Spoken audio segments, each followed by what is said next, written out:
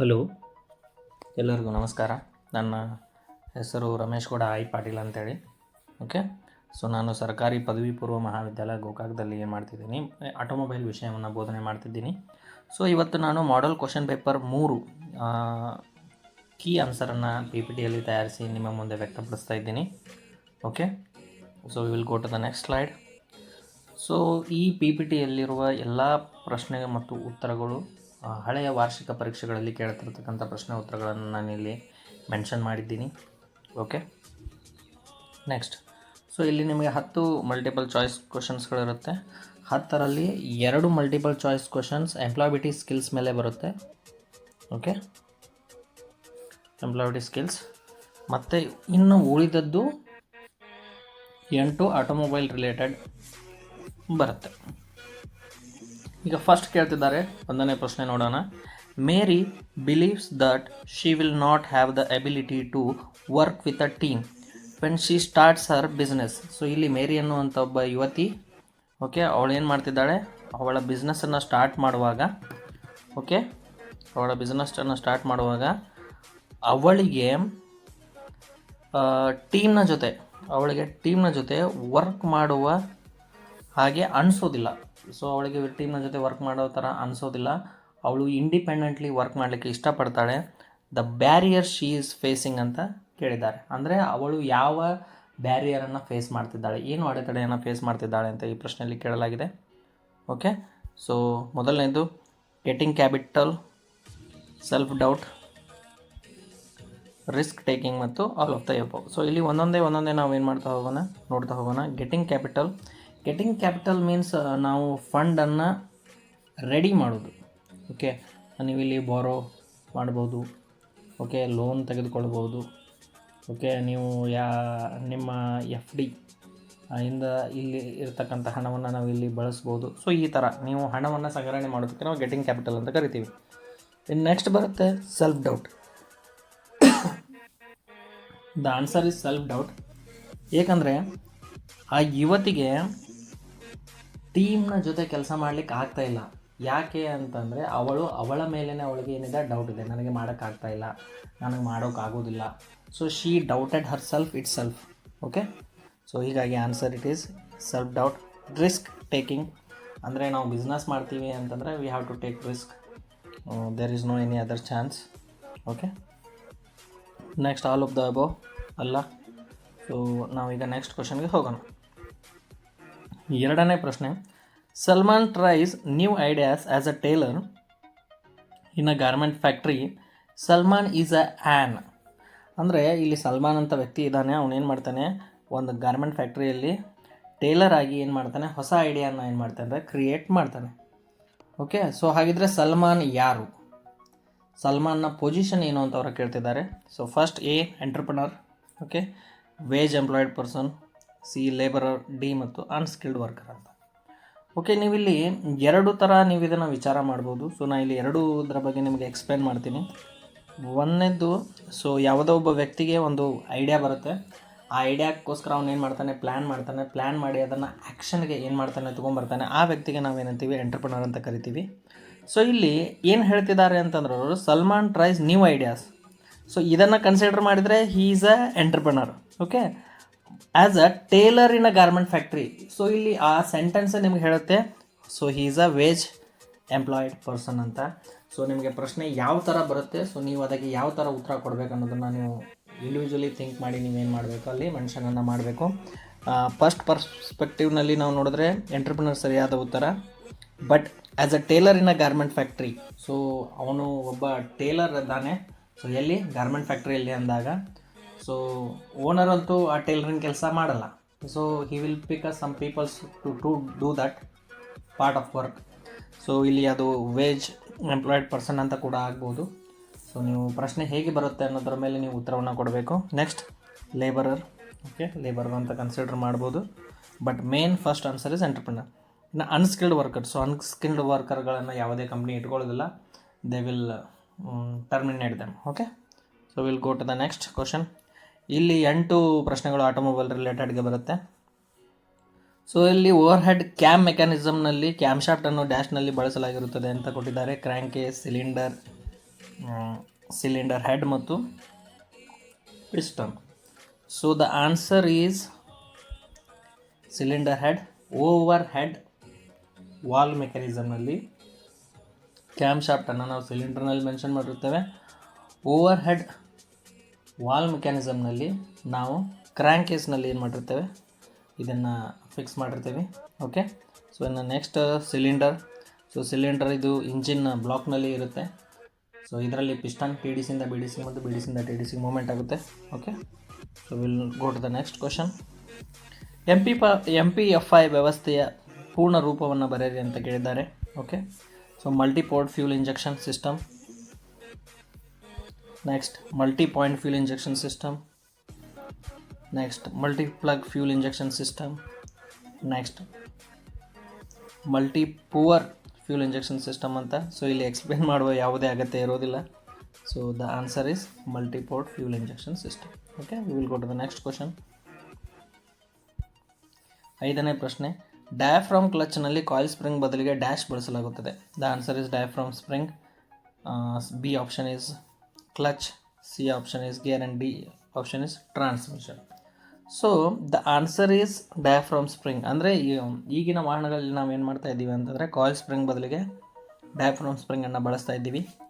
Clutch, so ಕ್ಲಚನ್ನು ನಾವು engine ಮತ್ತು gear box ನಡುವೆ ಜೋಡಣೆ ಮಾಡಿರ್ತೀವಿ. ಇದೇನು ಮಾಡುತ್ತೆ ಅಂತಂದರೆ ಇಂಜಿನ್ ಪವರನ್ನು ಗೇರ್ ಬಾಕ್ಸ್ಗೆ ಎಂಗೇಜ್ ಮತ್ತು ಡಿಸ್ಎಂಗೇಜ್ ಮಾಡುವಂಥ ಕಾರ್ಯವನ್ನು ಮಾಡುತ್ತೆ. ಗಿಯರ್, ಸೊ ಗಿಯರ್ಗಳನ್ನು ನಾವು ಗೇರ್ ಬಾಕ್ಸ್ಗಳಲ್ಲಿ ಬಳಸ್ತೀವಿ. ಗಿಯರ್ಗಳು 1, 2, 3, 4, 5 ಹಾಗೂ ಹೀಗೆ ರಿವರ್ಸ್ ಅಂತ ಇರುತ್ತೆ.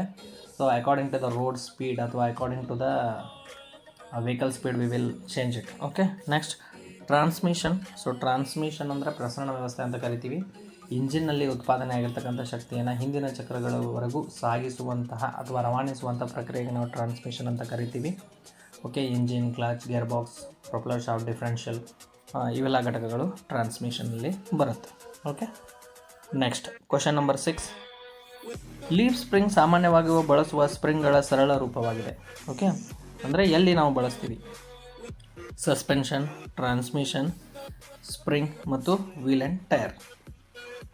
ಸೊ ನೋಡಿ, ಇಲ್ಲಿ ನಾವು ಚಕ್ರವನ್ನು ಲೀಫ್ ಸ್ಪ್ರಿಂಗ್ಗಳನ್ನು ನಾವು ಸಸ್ಪೆನ್ಷನ್ನಲ್ಲಿ ಬಳಸ್ತೀವಿ.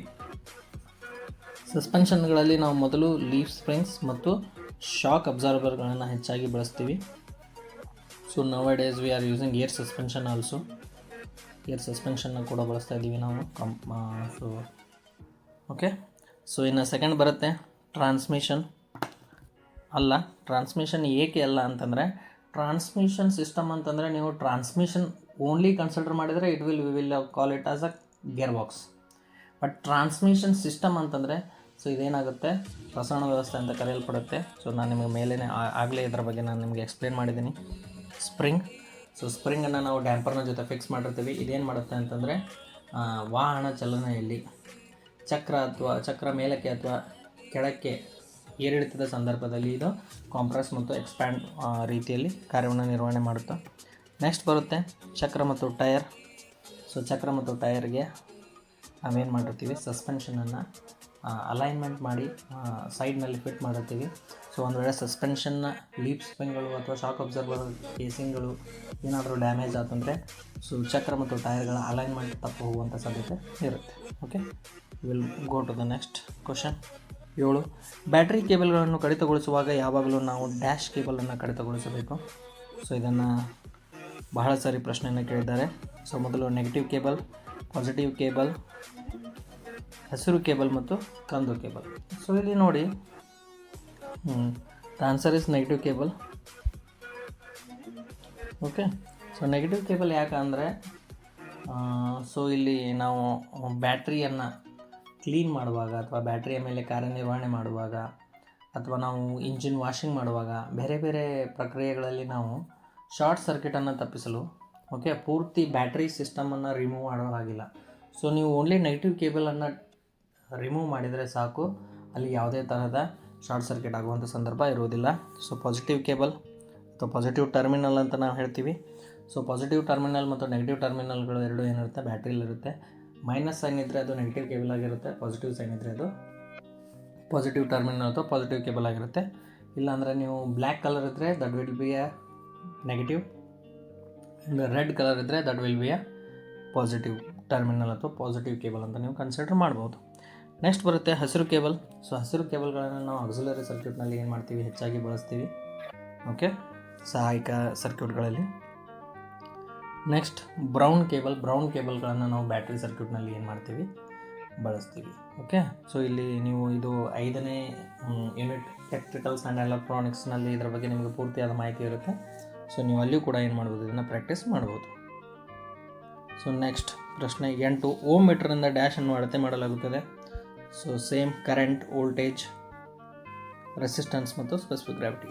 ಓಕೆ, ಕರೆಂಟನ್ನು ನಾವು ಅಳೆಯಲು ಎಕ್ಸಾಕ್ಟ್ಲಿ ನಾವು ಆ್ಯಮೀಟ್ರನ್ನು ಬಳಸ್ತೀವಿ ಅಥವಾ ನೀವು ವೋಲ್ಟ್ ಮೀಟ್ರನ್ನು ಬಳಸ್ತೀವಿ. ಓಕೆ, ನೆಕ್ಸ್ಟ್ ಬರುತ್ತೆ ವೋಲ್ಟೇಜನ್ನು ಅಳೆಯಲು ನಾವೇನು ಮಾಡ್ತೀವಿ, ವೋಲ್ಟ್ ಮೀಟ್ರನ್ನು ಬಳಸ್ತೀವಿ. ರೆಸಿಸ್ಟೆನ್ಸ್ ಅಥವಾ ರೋಧ ಮತ್ತು ಪ್ರತಿರೋಧವನ್ನು ಅಳೆಯಲು ನಾವೇನು ಮಾಡ್ತೀವಿ, ಓಮ್ ಮೀಟರನ್ನು ಏನು ಮಾಡ್ತೀವಿ, ಬಳಸ್ತೀವಿ. ಓಕೆ, ನೆಕ್ಸ್ಟ್ ಸ್ಪೆಸಿಫಿಕ್ ಗ್ರಾವಿಟಿಯನ್ನು ಅಳೆಯಲು ನಾವು ಹೈಡ್ರೋಮೀಟ್ರನ್ನು ಬಳಸ್ತೀವಿ. ಸೊ ಹೈಡ್ರೋಮೀಟ್ರನ್ನು ನಾವು ಗಾಜಿನಿಂದ ತಯಾರು ಮಾಡಿರ್ತೀವಿ. ಸೊ ಇನ್ನು ಇದ್ರ ಬಗ್ಗೆ ಹೇಳಬೇಕಂತಂದರೆ ಬ್ಯಾಟ್ರಿಯ ಗುಣಮಟ್ಟವನ್ನು ಚಾರ್ಜ್ಡ್, ಡಿಸ್ಚಾರ್ಜ್ಡ್ ಅಥವಾ ಹಾಫ್ ಚಾರ್ಜ್ಡ್ ಆಗಿದೆ ಅನ್ನೋದ್ರ ಬಗ್ಗೆ ಪರಿಕಲ್ಪನೆಗೋಸ್ಕರ ನಾವೇನು ಮಾಡ್ತೀವಿ, ಸೊ ಹೈಡ್ರೋಮೀಟ್ರನ್ನು ಬಳಸ್ತೀವಿ. Okay, next we will go to the next question. Propeller ಶಾಫ್ಟನ್ನು ಡ್ಯಾಶ್ನ ನಡುವೆ ಜೋಡಿಸಲಾಗಿದೆ ಅಂತ ಕೇಳಿದ್ದಾರೆ. ಸೊ ಇಲ್ಲಿ ಗೇರ್ ಬಾಕ್ಸ್ ಮತ್ತು ಡಿಫರೆನ್ಷಿಯಲ್ ಇದರ ಸರಿಯಾದ ಉತ್ತರ. ಓಕೆ, ಪ್ರೊಪೆಲ್ಲರ್ ಶಾಫ್ಟ್ ಅಂದರೆ ನೀವು ಇದ್ರ ಬಗ್ಗೆ ನೋಡೋಣ. ಒಂದು ಸೆಕೆಂಡ್.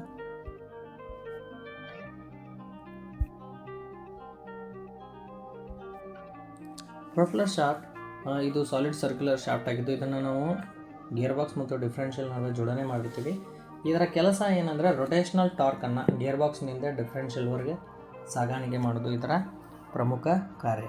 ಓಕೆ, ನೆಕ್ಸ್ಟ್ ಬರುತ್ತೆ ಇಂಜಿನ್ ಮತ್ತು ಡಿಫರೆನ್ಷಿಯಲ್. ಇಂಜಿನ್ ಮತ್ತು ಡಿಫರೆನ್ಷಿಯಲ್ ನಡುವೆ ಕ್ಲಚ್ ಬರುತ್ತೆ, ಗೇರ್ ಬಾಕ್ಸ್ ಬರುತ್ತೆ ಮತ್ತು ಪ್ರೊಪೆಲ್ಲರ್ ಶಾಫ್ಟ್ ಬರುತ್ತೆ. ಓಕೆ, ಇಂಜಿನ್ ಮತ್ತು ಕ್ಲಚ್, ಸೊ ಅಲ್ಲ, ಇಂಜಿನ್ ಮತ್ತು ಕ್ಲಚ್ ಎರಡು ಜೋಡಣೆ ಆಗಿರುತ್ತೆ. ಕ್ಲಚ್ ಇಂಜಿನ್ನ ಫ್ಲೈವೀಲ್ಗೆ ಏನಾಗಿರುತ್ತೆ, ನಾವು ಅದನ್ನು ಅಟ್ಯಾಚ್ ಮಾಡಿರ್ತೀವಿ, ಯಾಕಂದರೆ ಇಂಜಿನ್ ಪವರ್ನ ಗೇರ್ ಬಾಕ್ಸಿಗೆ ಎಂಗೇಜ್ ಮತ್ತು ಡಿಸೆಂಗೇಜ್ ಮಾಡಲು. ಓಕೆ, ನೆಕ್ಸ್ಟ್ ಗೇರ್ ಬಾಕ್ಸ್ ಮತ್ತು ಪ್ರೊಪೆಲ್ಲರ್ ಶಾಫ್ಟ್ ಅಲ್ಲ, ಗೇರ್ ಬಾಕ್ಸ್ ಮತ್ತು ಪ್ರೊಪೆಲ್ಲರ್ ಶಾಫ್ಟ್ನ ನಡುವೆ ಯಾವುದೇ ಒಂದು ಘಟಕವನ್ನು ನಾವು ಜೋಡಣೆ ಮಾಡಿರೋದಿಲ್ಲ. ಗೇರ್ ಬಾಕ್ಸ್ನ ಎಂಡ್ಗೆ, ಸೊ ಫೈನಲ್ ಔಟ್ಪುಟ್ ಶಾಫ್ಟ್ಗೆ ನಾವು ಏನು ಮಾಡಿರ್ತೀವಿ, ಪ್ರೊಪೆಲ್ಲರ್ ಶಾಫ್ಟನ್ನು ಜೋಡಣೆ ಮಾಡಿರ್ತೀವಿ. So the answer is gear box and differential. Okay, will go to the next question. 10, ignition ಸರ್ಕ್ಯೂಟ್ಗಾಗಿ ಡ್ಯಾಶ್ ಕೇಬಲನ್ನು ಬಳಸಲಾಗುತ್ತದೆ. Okay, so first option is brown cable, second option is yellow cable, third option is green cable, last option is white cable. So ಈಗ ನಾವು ಒಂದೊಂದು ಕೇಬಲ್ಗಳನ್ನು ನೋಡ್ತಾ ಹೋಗೋಣ. Brown cable, so brown ಕೇಬಲನ್ನು ನಾವು battery ಸರ್ಕ್ಯೂಟ್ಗಳಲ್ಲಿ ಏನು ಮಾಡ್ತೀವಿ, ಹೆಚ್ಚಾಗಿ ಬಳಸ್ತೀವಿ. ಯೆಲ್ಲೋ ಕೇಬಲ್, ಸೊ ಯೆಲ್ಲೋ ಕೇಬಲನ್ನು ನಾವು ಜನರೇಟರ್ ಸರ್ಕ್ಯೂಟ್ಗಳಲ್ಲಿ ಹೆಚ್ಚಾಗಿ ಬಳಸ್ತೀವಿ.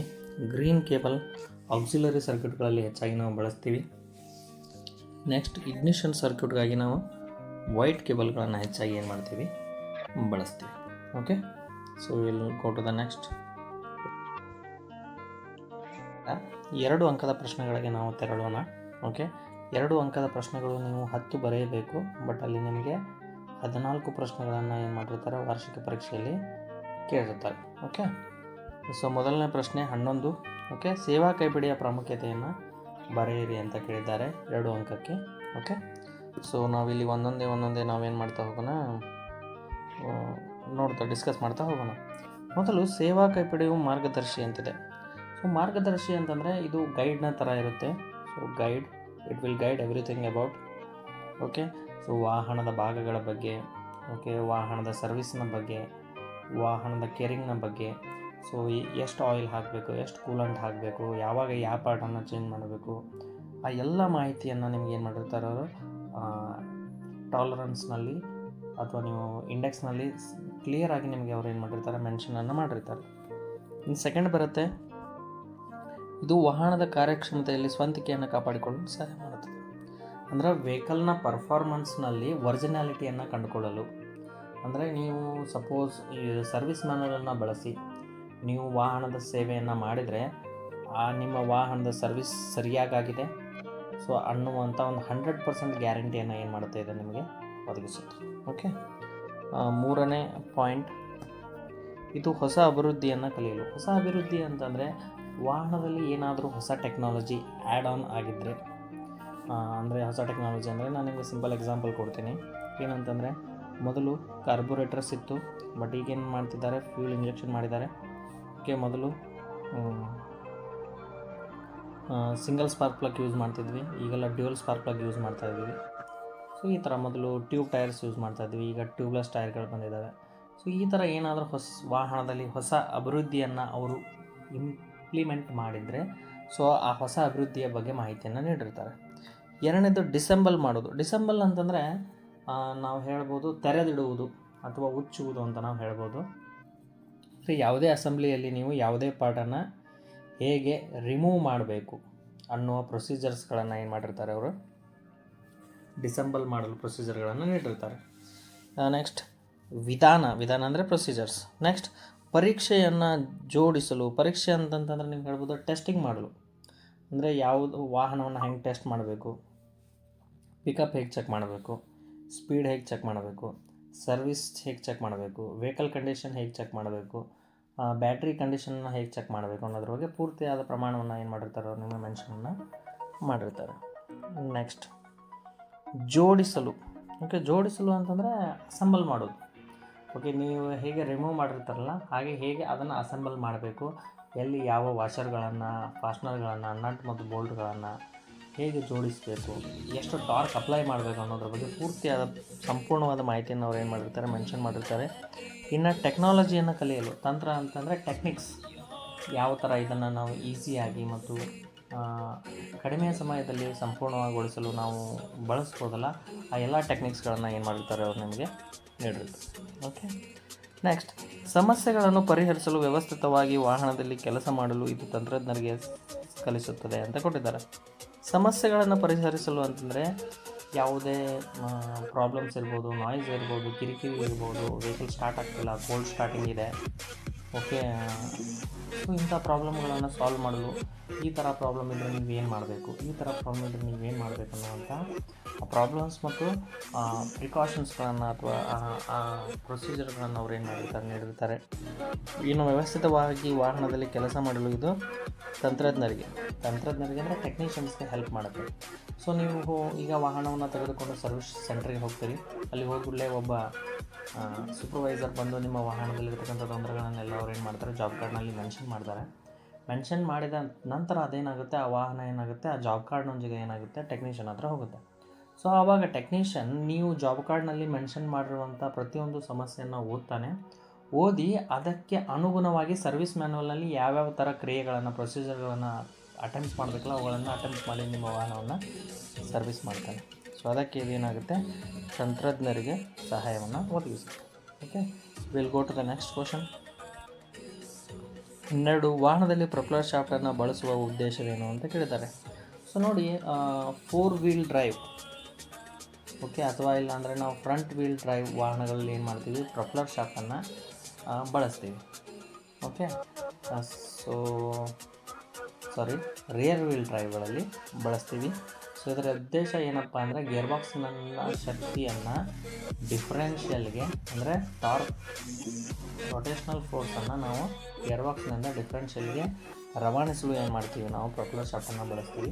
ಸೊ ಈ ಪ್ರೊಪೆಲ್ಲರ್ ಶಾಫ್ಟನ್ನು ನಾವು ತುಂಬಾ ಗಟ್ಟಿಯಾದ ಲೋಹದಿಂದ ಏನು ಮಾಡಿರ್ತೀವಿ, ತಯಾರು ಮಾಡಿರ್ತೀವಿ. Okay, so it will transmit torque only, okay, from the gear box to the differential. ಈ ಥರ ನೀವು ನೋಡ್ಬೋದು. ಓಕೆ, ಸೊ ಇದನ್ನು ನಾವು ಇಂಜಿನ್ ಮತ್ತು ಗೇರ್ ಬಾಕ್ಸ್ ಮತ್ತು ಡಿಫ್ರೆನ್ಷಿಯಲ್ ನಡುವೆ ಏನು ಮಾಡಿರ್ತೀವಿ, ಜೋಡಣೆ ಮಾಡಿರ್ತೀವಿ.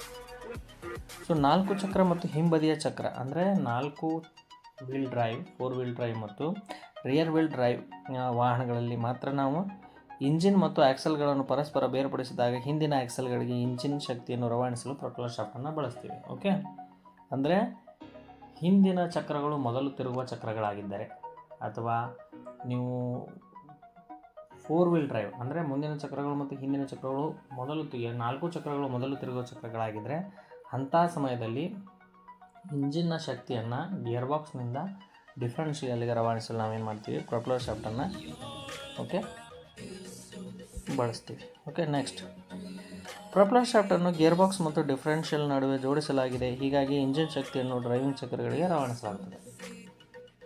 ಆಲ್ರೆಡಿ ನಾನು ನಿಮಗೆ ಹೇಳಿದೆ. ಸೊ ಇಲ್ಲಿ ಏನು ಮಾಡಿರ್ತೀವಿ, ಪ್ರೊಪೆಲ್ಲರ್ ಶಾಫ್ಟನ್ನು ಇಂಜಿನ್ ಮತ್ತು ಡಿಫ್ರೆನ್ಷಿಯಲ್ ನಡುವೆ ಜೋಡಣೆ ಮಾಡಿರ್ತೀವಿ. ಸೊ ಇದೇನು ಮಾಡುತ್ತೆ, ರೊಟೇಷನಲ್ ಫೋರ್ಸನ್ನು ಅಥವಾ ಟಾರ್ಕನ್ನು ಡಿಫ್ರೆನ್ಷಿಯಲ್ಗೆ ಏನು ಮಾಡುತ್ತೆ, ಸರಾಗವಾಗಿ ಸಾಗಿಸುತ್ತೆ. ಈ ಪ್ರೊಪೆಲ್ಲರ್ ಶಾಫ್ಟ್ಗಳಲ್ಲಿ ನಾವು 2 ಯೂನಿವರ್ಸಲ್ ಜಾಯಿಂಟ್ಗಳನ್ನು ಬಳಸ್ತೀವಿ ಮತ್ತು 1 ಸ್ಲಿಪ್ ಜಾಯಿಂಟ್ಗಳನ್ನು ಬಳಸ್ತೀವಿ. 2 ಯೂನಿವರ್ಸಲ್ ಜಾಯಿಂಟ್ ಮತ್ತು 1 ಸ್ಲಿಪ್ ಜಾಯಿಂಟನ್ನು ಬಳಸ್ತೀವಿ. ಓಕೆ, ನೆಕ್ಸ್ಟ್ 13ನೇ ಪ್ರಶ್ನೆ, ಪಾಪೆಟ್ ವಾಲ್ವ್ ಎಂದರೇನು? ಸೊ ನೋಡಿ, ಆಟೋಮೊಬೈಲ್ ಇಂಜಿನ್ಸ್ ಅಥವಾ ನಾವು ಇಂಟರ್ನಲ್ ಕಂಬಷನ್ ಇಂಜಿನ್ಸ್ಗಳಲ್ಲಿ ನಾವು ಒಂದು ಸ್ಪೆಷಲ್ ವಾಲ್ವನ್ನು ಬಳಸ್ತೀವಿ. ಸೊ ಅದೇ ಪಾಪೆಟ್ ವಾಲ್ವ್. ಸೊ ಪಾಪೆಟ್ ವಾಲ್ವನ್ನು ನಾವು ಇಂಟೇಕ್ ವಾಲ್ವ್ ಆಗಿ ಮತ್ತು ಎಕ್ಸಾಸ್ಟ್ ವಾಲ್ವ್ ಆಗಿ ಕೂಡ ಏನು ಮಾಡ್ತೀವಿ, ಬಳಸ್ತೀವಿ.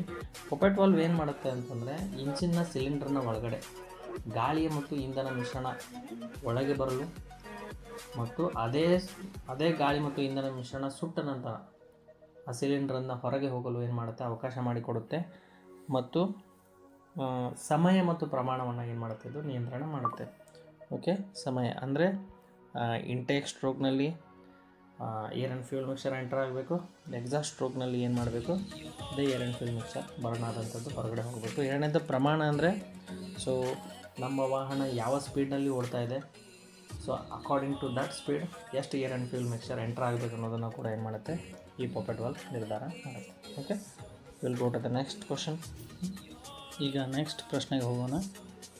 ಪ್ರಶ್ನೆ ಸಂಖ್ಯೆ 14, ಆಟೋಮೊಬೈಲ್ನಲ್ಲಿ ಬಳಸುವ ವಿವಿಧ ರೀತಿಯ ಕವಾಟ ಕಾರ್ಯವಿಧಾನಗಳನ್ನು ವರ್ಗೀಕರಿಸಿರಿ. ಕವಾಟ ಕಾರ್ಯವಿಧಾನಗಳು ಅಂತಂದರೆ ವಾಲ್ವ್ ಮೆಕ್ಯಾನಿಸಮ್ಸ್ ಅಂತ ನಾವು ಇದನ್ನು ಏನು ಮಾಡ್ತೀವಿ, ಕರಿತೀವಿ. ಓಕೆ, ಆಟೋಮೊಬೈಲ್ನಲ್ಲಿ ನಾವು 2 ತರಹದ ವಾಲ್ವ್ ಮೆಕ್ಯಾನಿಸಮ್ಗಳನ್ನು ಯೂಸ್ ಮಾಡ್ತೀವಿ. ಒಂದು ಓವರ್ ಹೆಡ್ ವಾಲ್ವ್ ಮೆಕ್ಯಾನಿಸಮ್ ಮತ್ತು ಇನ್ನೊಂದು over head cam mechanism. Okay,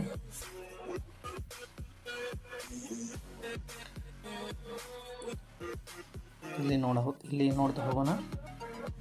ಇದು ಕ್ಯಾಮ್ಶಾಫ್ಟ್ ತಿರುಗುವಿಕೆಗೆ ಸಂಬಂಧಿಸಿದಂತೆ ಸರಿಯಾದ ಸಮಯದಲ್ಲಿ ಒಳಹರಿವಿನ ಅನಿಲಗಳ ಸಲ್ಲಿಕೆ ಮತ್ತು ನಿಷ್ಕಾಸ ಅನಿಲಗಳ ಹೊರಸೂಸುವಿಕೆಯನ್ನು ನಿಯಂತ್ರಿಸುತ್ತದೆ. ಅಂದರೆ ಸೊ ಯಾವ ಸಮಯದಲ್ಲಿ ಇಂಟೇಕ್ ವಾಲ್ವ್ ಓಪನ್ ಆಗಬೇಕು, ಇಂಟೇಕ್ ವಾಲ್ವ್ ಓಪನ್ ಆದಾಗ ಗಾಳಿ ಮತ್ತು ಇಂಧನ ಮಿಶ್ರಣ ಎಂಟರ್ ಆಗೋದು, ಮತ್ತು ಯಾವಾಗ ಗಾಳಿ ಮತ್ತು ಇಂಧನ ಮಿಶ್ರಣ ಸಿಲಿಂಡರ್ನಲ್ಲಿ ಸಂಪೂರ್ಣವಾಗಿ ತುಂಬಿದ ನಂತರ ಇಂಟೇಕ್ ವಾಲ್ವ್ ಕ್ಲೋಸ್ ಆಗುತ್ತೆ. ಅದೇ ಥರ ಎಕ್ಸಾಸ್ಟ್ ಸ್ಟ್ರೋಕ್ನ ಸಮಯದಲ್ಲಿ ಎಕ್ಸಾಸ್ಟ್ ವಾಲ್ವ್ ಓಪನ್ ಆಗೋದು, ಎಕ್ಸಾಸ್ಟ್ ಸ್ಟ್ರೋಕ್ ಮುಗಿದ ನಂತರ ಎಕ್ಸಾಸ್ಟ್ ವಾಲ್ವ್ ಕ್ಲೋಸ್ ಆಗೋದನ್ನು ಕ್ಯಾಮ್ ಶಾಫ್ಟ್ ಏನು ಮಾಡುತ್ತೆ, ಕ್ಯಾಮ್ ಲೋಬ್ನ ಅನುಕೂಲದಿಂದ ಇದನ್ನು ಆಪ್ರೇಟ್ ಮಾಡುತ್ತೆ. ಸೊ ಇವುಗಳನ್ನು ನಾವು 2 ರೀತಿ ಓವರ್ ಹೆಡ್ ವಾಲ್ವ್ ಮೆಕ್ಯಾನಿಸಮ್ಗಳನ್ನು ಹೊಂದಿರ್ತೀವಿ. ಓಕೆ, ಒಂದು ಓವರ್ ಹೆಡ್ ವಾಲ್ವ್ ಮೆಕ್ಯಾನಿಸಮ್, ಇನ್ನೊಂದು over head cam mechanism. So ಇಲ್ಲಿ ಇದರ ಮೇಲೆ ಒಂದು MCQ ಕ್ವಶನನ್ನು ಕೂಡ ಕೇಳ್ತಾರೆ. ಏನಪ್ಪ ಅಂತಂತಂದರೆ, ಓವರ್ ಹೆಡ್ ವಾಲ್ವ್ ಮೆಕ್ಯಾನಿಸಮ್ನಲ್ಲಿ ಕ್ಯಾಮ್ ಶಾಫ್ಟನ್ನು ಡ್ಯಾಶ್ನಲ್ಲಿ ಏನು ಮಾಡ್ತಾರೆ, ಫಿಟ್ ಮಾಡಿರ್ತಾರೆ ಅಂತ ಕೇಳ್ತಾರೆ. So that is answer is cylinder crankcase. ಇನ್ನು ಓವರ್ ಹೆಡ್ ಕ್ಯಾಮ್ ಮೆಕ್ಯಾನಿಸಮ್ನಲ್ಲಿ ಸೊ ಕ್ಯಾಮ್ ಶಾಫ್ಟನ್ನು ನಾವು ಸಿಲಿಂಡರ್ ಹೆಡ್ನಲ್ಲಿ ಏನು ಮಾಡಿರ್ತೀವಿ, ಫಿಟ್ಟನ್ನು ಮಾಡಿರ್ತೀವಿ. Okay, we will go to the next question. ಇಂಜಿನ್ನಲ್ಲಿ ಕೂಲಿಂಗ್ ಸಿಸ್ಟಮ್ ಅವಶ್ಯಕತೆ ಏಕೆ, ತುಂಬ ಅವಶ್ಯಕ ಏಕೆ ಅಂತ ಕೇಳಿದ್ದಾರೆ. ಸೊ ನೋಡಿರಿ, ಇಂಜಿನ್ನಲ್ಲಿ ಹೆಚ್ಚಾಗಿ ಉತ್ಪಾದನೆ ಆಗಿರತಕ್ಕಂಥ ಶಾಖವನ್ನು ಅಥವಾ ಅತಿ ಹೆಚ್ಚಿನ ಶಾಖವನ್ನು, ಎಕ್ಸೆಸ್ ಅಮೌಂಟ್ ಆಫ್ ಹೀಟನ್ನು ಗಾಳಿಗೆ ವರ್ಗಾಯಿಸುವಂಥ ಪ್ರಕ್ರಿಯೆಗೆ ನಾವೇನಂತೀವಿ, ಕೂಲಿಂಗ್ ಸಿಸ್ಟಮ್ ಅಂತ ಕರಿತೀವಿ. ಓಕೆ, ಸೊ ಇಲ್ಲಿ ನಾವು ನೋಡ್ತಾ ಹೋಗೋಣ. ಶಾಖವನ್ನು ಗಾಳಿಗೆ ವರ್ಗಾಯಿಸುವ ಮೂಲಕ ಇಂಜಿನನ್ನು ಹೆಚ್ಚು ಬಿಸಿಯಾಗದಂತೆ ನೋಡಿಕೊಳ್ಳೋದು. ಓಕೆ, ತಂಪಾಗಿಸುವ ವ್ಯವಸ್ಥೆಯ ಪ್ರಾಥಮಿಕ ಕೆಲಸ ಆಗಿದೆ. ಸೊ ಇನ್ನು ಕೂಲಿಂಗ್ ಸಿಸ್ಟಮ್ನಲ್ಲಿ 2-3 ಥರದ ವ್ಯವಸ್ಥೆ ಇದೆ. ಏರ್ ಕೂಲಿಂಗ್, ಸೊ 2 ವೀಲರ್ಸ್ ಬೈಕ್ನಲ್ಲಿ ನಾವೇನು ಮಾಡ್ತೀವಿ, ಏರ್ ಕೂಲಿಂಗನ್ನು ಬಳಸ್ತೀವಿ. ಓಕೆ, ಮತ್ತು ವಾಟರ್ ಕೂಲಿಂಗ್ ಇತ್ತು. So now days we are using pressure cooling ಅಥವಾ ನಾವು ಕೂಲಿಂಗನ್ನು ಬಳಸ್ತಾ ಇದ್ದೀವಿ, ಯಾಕಂದರೆ ವಾಟರ್ನಿಂದ ಆಗುವಂಥ ಒಂದಿಷ್ಟು ಸಮಸ್ಯೆಗಳಿಂದ. Okay, so will go to the next question. 16ನೇ ಪ್ರಶ್ನೆ, MPFI ವ್ಯವಸ್ಥೆಯ ಮುಖ್ಯ ಅಂಶಗಳನ್ನು ಪಟ್ಟಿ ಮಾಡಿರಿ ಅಂತ ಕೇಳಿದ್ದಾರೆ. ಸೊ ಇಲ್ಲಿ ನೋಡೋಣ, MPFI ಇದು full form. So so multiport fuel injection ಅಂತ. ಓಕೆ, ಇ ಸಿ ಎಮ್ ಅಂದರೆ ಇಂಜಿನ್ ಕಂಟ್ರೋಲ್ ಮಾಡ್ಯೂಲ್ ಅಂತ ಕರಿತೀವಿ ಇದನ್ನು. ಓಕೆ, ಸೊ ಈ ಇಂಜಿನ್ ಕಂಟ್ರೋಲ್ ಮಾಡ್ಯೂಲ್ಗೆ ಸೆನ್ಸರ್ಗಳು ಕನೆಕ್ಟ್ ಆಗಿರುತ್ತೆ. ಸೆನ್ಸರ್ಗಳು ಏನು ಮಾಡುತ್ತೆ ಅಂತಂದರೆ ವಿವಿಧ ನಿಯತಾಂಕಗಳನ್ನು, ಸಂದೇಶಗಳನ್ನು ಸಂಗ್ರಹಿಸಿ ಈ ಸಿ ಎಮ್ಗೆ ಕಳಿಸುತ್ತೆ. So actuators, so E C ಎಮ್ನಿಂದ ಬಂದಿರತಕ್ಕಂಥ ಆದೇಶವನ್ನು ಇವೇನು ಮಾಡ್ತವೆ, ಸಂಪೂರ್ಣವಾಗಿ ಕೆಲಸವನ್ನು ಮಾಡ್ತವೆ. ಮೂರನೇದು processor it is itself E C M. Okay, so will go to the next question. ಅದನ್ನೇ ಸ್ವಯಂಚಾಲಿತ ಪ್ರಸರಣ ವ್ಯವಸ್ಥೆ ಎಂದರೇನು? ಓಕೆ, ನಾವು ನೋಡ್ತಾ ಹೋಗೋಣ. ಸ್ವಯಂಚಾಲಿತ ಪ್ರಸರಣ ವ್ಯವಸ್ಥೆ ಅಂದರೆ ಸೊ ಚಾಲಕನಿಗೆ ಗೇರ್ನ ಹಾಕುವಂಥ ಅವಶ್ಯಕತೆ ಇರೋದಿಲ್ಲ ಈ ವ್ಯವಸ್ಥೆಯಲ್ಲಿ. According to the vehicle speed ಅಥವಾ road condition, so gear box, automatic transmission gear box ತನ್ನಷ್ಟಕ್ಕೆ ತಾನೇ ಗೇರ್ಗಳನ್ನು ಏನು ಮಾಡುತ್ತೆ, ಹಾಕಿಕೊಳ್ಳುತ್ತದೆ. ಸೊ ಇದಕ್ಕೆ ನಾವೇನಂತೀವಿ, ಆಟೋಮೆಟಿಕ್ ಟ್ರಾನ್ಸ್ಮಿಷನ್ ಅಂತೀವಿ. ಇದರಲ್ಲಿ ನಾವೇನು ಮಾಡ್ತೀವಿ, ಕ್ಲಚ್ನ ಬದಲಾಗಿ ಟಾರ್ಕ್ ಕನ್ವರ್ಟರ್ ಅನ್ನುವಂಥ ಒಂದು ಪಾರ್ಟನ್ನು ಏನು ಮಾಡ್ತೀವಿ, ಯೂಸ್ ಮಾಡ್ತೀವಿ. ಅದು ಕ್ಲಚ್ನ ಕಾರ್ಯವನ್ನು ಏನು ಮಾಡುತ್ತೆ, ಇಲ್ಲಿ ನಿರ್ವಹಣೆ ಮಾಡುತ್ತೆ. ಸೊ ಇಲ್ಲಿ ಅವ್ರು ಹೇಳ್ತಾ ಹೋಗ್ತಾರೆ ನೋಡಿ, ಆಟೋಮೆಟಿಕ್ ಟ್ರಾನ್ಸ್ಮಿಷನ್ ಸ್ವಯಂಚಾಲಿತ ಗೇರ್ಬಾಕ್ಸ್ ಎಂದು ಇದನ್ನು ನಾವು ಕರಿತೀವಿ. ಓಕೆ, ಒಂದು ರೀತಿಯ ಮೋಟಾರ್ ವಾಹನ ಪ್ರಸರಣವಾಗಿದ್ದು, ಓಕೆ, ಸೊ ಇದು ಒಂದು ಟ್ರಾನ್ಸ್ಮಿಷನ್ ಆಗಿದ್ದು, ವಾಹನವು ಚಲಿಸುವಾಗ ಸ್ವಯಂಚಾಲಿತವಾಗಿ ಗೇರ್ ಅನುಪಾತಗಳನ್ನು ಬದಲಾಯಿಸಬಹುದು. ಅದು ತನ್ನಷ್ಟಕ್ಕೆ ತಾನೇ ಏನಾಗುತ್ತೆ, ಗೇರ್ನ ಅನುಪಾತಗಳನ್ನು ಬದಲಿಸ್ತಾ ಹೋಗುತ್ತೆ. ನೀವು ಏನು ಮ್ಯಾನ್ಯುವಲಿ ಗೇರ್ಗಳನ್ನು ಅಪ್ಲೈ ಮಾಡುವಂಥ ಅವಶ್ಯಕತೆ ಇರೋದಿಲ್ಲ. ಗೇರನ್ನು ಹಸ್ತಚಾಲಿತವಾಗಿ ಬದಲಾಯಿಸುವುದರಿಂದ ಚಾಲಕನನ್ನು ಮುಕ್ತಗೊಳಿಸುತ್ತದೆ. So there is no need to driver apply the gears itself. Okay, next ಕ್ವಶನ್ಗೆ ಹೋಗೋಣ. 18 ಲೀಪ್ ಸ್ಪ್ರಿಂಗ್ನ ಅಂದವಾದ ಚಿತ್ರವನ್ನು ಬರೆದು ಭಾಗಗಳನ್ನು ಗುರುತಿಸಿ ಅಂತ ಕೇಳಿದ್ದಾರೆ. ಓಕೆ, ಸೊ ಇಲ್ಲಿ ನೋಡಿ ಸಸ್ಪೆನ್ಷನ್ ವ್ಯವಸ್ಥೆಯಲ್ಲಿ ಬರುತ್ತೆ. ಇದು 2 ಅಂಕದ ಪ್ರಶ್ನೆಗೆ ಇದನ್ನು ಹಲವಾರು ಬಾರಿ ಈ ಪ್ರಶ್ನೆಯನ್ನು ಅವರು ಏನು ಮಾಡಿದ್ದಾರೆ ಅಂದರೆ ಕೇಳಿದ್ದಾರೆ. ಓಕೆ, ಸೊ ಇಲ್ಲಿ ನೋಡ್ತಾ ಹೋಗೋಣ. ಈ ಸ್ಪ್ರಿಂಗ್ ಐ ಮತ್ತು ರಿಬೌಂಡ್ ಕ್ಲಿಪ್. ಸೊ ಇಲ್ಲಿದೆ ರಿಬೌಂಡ್ ಕ್ಲಿಪ್, ಇದಕ್ಕೆ ನಾವು ಐ ಅಂತ ಕರಿತೀವಿ. ಓಕೆ, ಸೊ ಇಲ್ಲಿ ನೀವು ಹೇಳ್ಬೋದು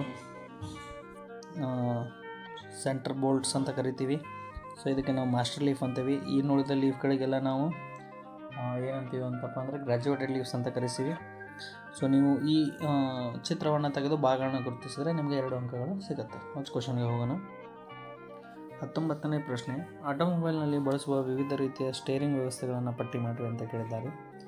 ಓಕೆ, ಸೊ ಇಲ್ಲಿ 2 ನಾವು ಸ್ಟೇರಿಂಗ್ ವಿಧಗಳನ್ನು ಬಳಸ್ತೀವಿ. ಓಕೆ, ಒಂದು AMT, ಆಟೋಮೇಟೆಡ್ ಮ್ಯಾನ್ಯುವಲ್ ಟ್ರಾನ್ಸ್ಮಿಷನ್ ಅಂತ. ಸೊ ಇದೇನು ಮಾಡುತ್ತಪ್ಪ ಅಂತಂದರೆ, ಸೊ ಆಟೋಮೆಟಿಕ್ ಗೇರ್ಗಳನ್ನು ಹಾಕುತ್ತಾ ಹೋಗುತ್ತೆ. So according to the road condition, according to the vehicle speed, it will change its gears. Okay, ಎರಡನೇದು ಕಂಟಿನ್ಯೂಸ್ಲಿ ವೇರಿಯಬಲ್ ಟ್ರಾನ್ಸ್ಮಿಷನ್. ಇದನ್ನು ಎದಕ್ಕೆ ಬಳಸ್ತೀವಪ್ಪ ಅಂತಂದರೆ, ನಿರಂತರವಾಗಿ ಟ್ರಾನ್ಸ್ಮಿಷನ್ ವೇರಿಯೇಬಲ್ ಆಗ್ತಾ ಇರುತ್ತೆ. It is exactly used in 2 wheelers, Activa Honda ಅಥವಾ ಆಕ್ಟಿವಾ ಡಿಯೋ, ಅಲ್ಲೆಲ್ಲ ನಾವು ಇದನ್ನು ಬಳಸ್ತೀವಿ.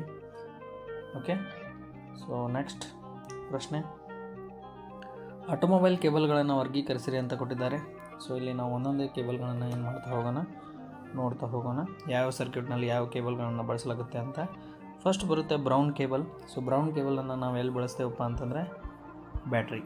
ಓಕೆ, ನೆಕ್ಸ್ಟ್ ಬರುತ್ತೆ ನೀಲಿ ಕೇಬಲನ್ನು ನಾವು ಹೆಡ್ಲ್ಯಾಂಪ್ ಸರ್ಕ್ಯೂಟ್ಗಳಲ್ಲಿ ಏನು ಮಾಡ್ತೀವಿ, ಬಳಸ್ತೀವಿ. ಇನ್ನು ಹಳದಿ ಕೇಬಲನ್ನು ನಾವು ಜನರೇಟರ್ ಕೇಬಲ್ಗಳಲ್ಲಿ ಬಳಸ್ತೀವಿ. ವೈಟ್ ಕೇಬಲ್ಗಳನ್ನು ನಾವು ಇಗ್ನಿಷನ್ ಸರ್ಕ್ಯೂಟ್ಗಳಲ್ಲಿ ಬಳಸ್ತೀವಿ. ಹಸಿರು ಕೇಬಲ್ಗಳನ್ನು ನಾವು ಆಕ್ಸಿಲರಿ ಸರ್ಕ್ಯೂಟ್ ಅಂದರೆ ಸಹಾಯಕ ಸರ್ಕ್ಯೂಟ್ಗಳಲ್ಲಿ ಬಳಸ್ತೀವಿ. ಕಪ್ಪು ಕೇಬಲನ್ನು ನಾವು ಅರ್ತ್ ಗ್ರೌಂಡ್ ಸರ್ಕ್ಯೂಟ್ಗಳಲ್ಲಿ ಏನು ಮಾಡ್ತೀವಿ, ನಾವು ಬಳಸ್ತೀವಿ. Okay, so will go to the next question. ಇದರ ಮೇಲೆ ಒಂದು MCQ ಕ್ವಶನ್ ಕೂಡ ನಿಮಗೆ ಏನಾಗುತ್ತೆ, ಬರುತ್ತೆ. ಓಕೆ, ಇನ್ನು 21 ವೈರಿಂಗ್ ಹಾರ್ನೆಸ್ ಅಥವಾ ವೈರಿಂಗ್ ಸರಂಜಾಮು ಎಂದರೇನು ಅಂತ ಕೇಳಿದ್ದಾರೆ. ವೈರಿಂಗ್ ಸರಂಜಾಮು ಎನ್ನುವುದು ಎಲೆಕ್ಟ್ರಿಕಲ್ ಕೇಬಲ್ಗಳು ಅಥವಾ ತಂತಿಗಳ ಜೋಡಣೆಯ ಸಂಯೋಜನೆಯಾಗಿದ್ದು, ಅಂದರೆ ಇದು ಕೇಬಲ್ಗಳ ಒಂದು ಗುಂಚ ಅಂತ ನೀವೇನು ಮಾಡ್ಬೋದು, ಇದನ್ನು ಕರಿಬೋದು. ಇದು ಆಟೋಮೋಟಿವ್ ವಾಹನದಲ್ಲಿನ ಎಲ್ಲ ವಿದ್ಯುತ್ ಮತ್ತು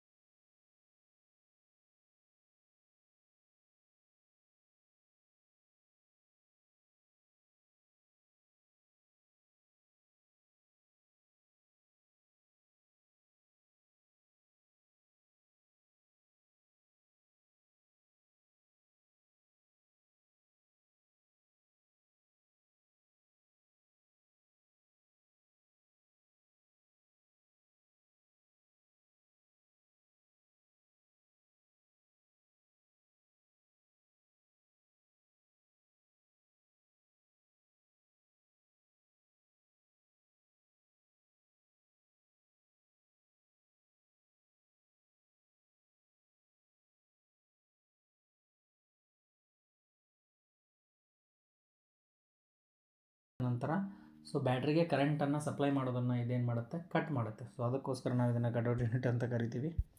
ಓಕೆ, ವೋಲ್ಟೇಜ್ ಮತ್ತು ಕರೆಂಟ್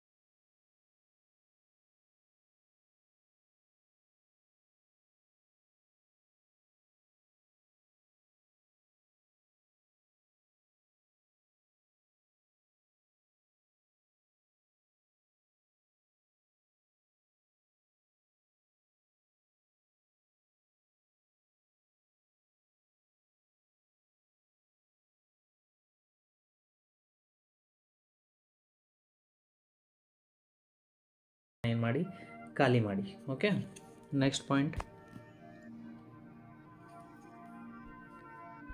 ಡ್ರೈವ್ ಶಾಫ್ಟ್ ಅಸೆಂಬ್ಲಿಯನ್ನು ತೆಗೆದುಹಾಕಿ. ಡ್ರೈವ್ ಶಾಫ್ಟ್ ಅಂತ ಅಸೆಂಬ್ಲಿ ಅಂತಂದ್ರೆ ಪ್ರೊಪಲರ್ ಶಾಫ್ಟನ್ನು ಏನು ಮಾಡಿ ಸರಿಯಾಗಿ ರಿಮೂವ್ ಮಾಡಿ. Okay, next point, differential side ಗೇರ್ನಿಂದ ಸೆಂಟರ್ ಶಾಫ್ಟನ್ನು ತೆಗೆದುಹಾಕಿ. ಡಿಫರೆನ್ಷಿಯಲ್ ಸೈಡ್ನಲ್ಲಿ ಒಂದು ಗೇರ್ ಇರುತ್ತೆ, ಆ ಗೇರ್ನನ್ನು ಏನು ಮಾಡಬೇಕು, ಸೆಂಟರ್ ಶಾಫ್ಟನ್ನು ಏನು ಮಾಡಬೇಕು, ಆ ಗೇರ್ನಿಂದ ಏನು ಮಾಡಬೇಕು, ರಿಮೂವ್ ಮಾಡಬೇಕು. ಓಕೆ, ಸೊ ನೀವು ಇದನ್ನು ಇನ್ನೂ ಸಿಂಪಲ್ಲಾಗಿ ನಾನು ನಿಮಗೆ ಹೇಳಬೇಕು ಅಂತಂದರೆ ಇದಕ್ಕೆ ವಿಡಿಯೋ ಬೇಕು.